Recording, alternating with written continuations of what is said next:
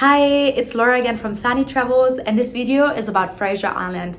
I'm gonna let you know the best time to travel Fraser Island, the things to see and to do on Fraser Island, and my top 3 recommendations. It's really no bad time to visit Fraser Island. It is down south of Australia, which means it's still in the dry climate when we have like a summer and a winter time. But Fraser Island is located at the Sunshine Coast. The name indicates it. It's sunny all year round. So winter, you have around about like 20 degrees during the day, and summer times can reach up to 35, 36 degrees during the day. So pretty much perfect all year round. What is to see and to do on Fraser Island? So the only way to get to Fraser Island is with a ferry and a 4x4, because there is no roads on Fraser Island.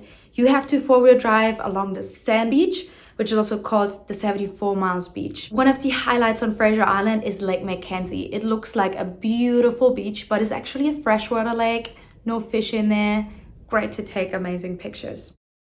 Second highlight is Lake McWobby, and to get there you have to walk through sand dunes, and then once you're there I highly recommend you to dip in your feet because there is the natural sparfish in there that tickle your feet. Ella Creek is one of my favorite spots. It's a freshwater spring, and you go to the beginning of the spring, you catch a tube, and then you slowly slide down. Another really cool spot are the champagne pools. Around the island are heaps of sharks, so I strongly recommend you not to go for a swim. But in the champagne pools, you can go for a swim, and whenever the waves coming through, it bubbles up, and that's why they're named champagne pools. Right next to it is the Indian Head Lookout Point, which gives you an amazing view above the 74 Miles Beach. Right next to it as well are the pinnacles, and those are like some sand rocks, and they have a tea tree lake in front of it. The water of the tea tree lake makes super soft skin and very nice hair. By now you're probably wondering, how do I get to Fraser Island? So you've got 3 options.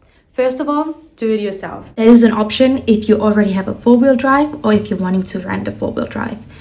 In order to do it yourself, you need a permit to get to the island, ferry tickets, fuel, camping equipment, petrol, and so on. Be aware it's quite tricky to drive on the island as there are no roads, so you need to be comfortable with reading the tides, and you also need to be comfortable with driving bumpy roads. If you get stuck on the island, it will cost you 2 to 3 grand to get towed. So please keep that in mind if you're wanting to do it by yourself. Option number 2 is if you have not so much time or you're really picky with accommodation, then I recommend you a day tour with one of the tour buses. They leave from Noosa, Rainbow Beach and Harvey Bay, and they still take you to the main spots, but it's more like a guided tour. So you have a guide that tells you everything about the actual spots, and you get back into the bus and you drive to the next one. So that is good if you have really tight budget or really little time, or if you want to stay in a resort on the island instead of going camp. Last but not least, a tag-along safari. My personal favorite option. So you're going there with 4-wheel drives. And in the first 4-wheel drive, you've got a guide which shows you around the island, but all the other 4-wheel drives in the back will be driven by you. So if you're over the age of 21, you can 4-wheel drive by yourself on the beach. And the good thing is the guide is there to help you in case you get stuck, or he knows when the tides are coming in and out, so you're always in the right hands. The cool thing is everything is included on the tour, so you've got all your food included. You have the 4-wheel drive. You really have to worry about nothing, and you're there with 30 other backpackers. Everyone's between 18 and 35 years of age. It's like sitting in the car with your friends exploring the island, and he will show you the actual sites, but you can still explore by yourself and just be with your friends. And then in the evenings you go to campsites, or you have a campfire, you have a few drinks, and then you go camping on the island. Or if you want a bit more glamorous, there's also glamping options.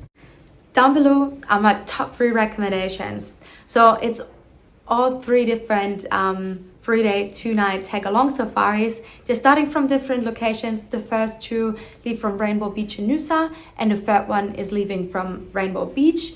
Just check availability and inclusions. They have slight little differences, but they're all amazing tour operators, and I'm sure you're gonna have an amazing time on the tour. If you have any questions, feel free to reach out to me or anyone else in the chat, down below. I'm looking forward to speak to you, and I'll see you soon. Bye.